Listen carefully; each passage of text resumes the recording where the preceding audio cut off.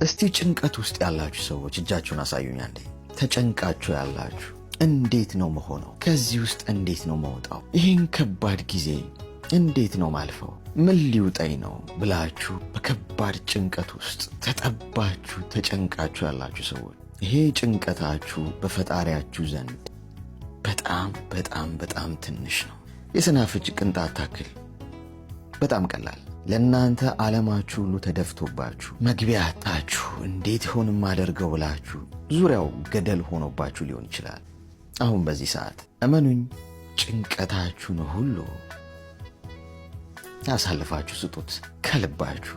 አሁን ያላችሁበት ስሜት እመኑኝ ጊዜያዊ ነው። ችግራችሁ የገንዘብ ማጣት ከሆነ ታገኙታላችሁ። የጤና ማጣት ከሆነ ይሻሻላል። በብቸኝነት ከሆነ እየተሰቃያችሁ ያላችሁት ፈጣሪ መድኃኒት የሆነ ሰው ወደ ሕይወታችሁ ያመጣል። የገነባችሁት ሁሉ ዶግ አመድ ሆኖ ከሆነ እንደገና የምትገነቡበትን ብርታትና ኃይል ይሰጣችኋል።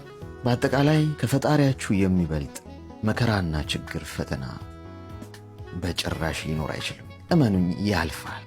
ተስፋ አትቁረጡ። እያካፋ መሄዳችሁን ቀጥሉ። ዶፍ በረዶ እየዘነበ ጎርፍ እያጥለቀለቃችሁ ወደፊት ብቻ መራመዳችሁ እንዳታቆሙ። የነገዋ ፀሐይ ምን ይዛ እንደምትመጣ አታቁሙ።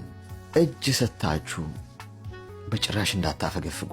እስትንፋሳችሁ እስካለ ድረስ መፋለማችሁ እንዳታቆሙ። ምናልባት የቀራችሁ በጣም ትንሽ እርምጃ ሊሆን ይችላል። በጣም ትንሽ። ይሄ ጭንቀታችሁ አሁን ሊሆን ይችላል የሚያበቃው፣ ነገ ሊሆን ይችላል፣ የዛሬ ሳምንት፣ የዛሬ ወር። ብቻ እናንተ መስመሩ ላይ መሆናችሁን እርግጠኛ ሆኑ እንጂ ሁሉም ነገር በጊዜው ይስተካከላል። ያስጨነቃችሁን ዙሪያው ገደል የሆነባችሁ ነገር ሁሉ አሳልፋችሁ ምንም ለማይሳነው ፈጣሪ ለሱ ስጡት።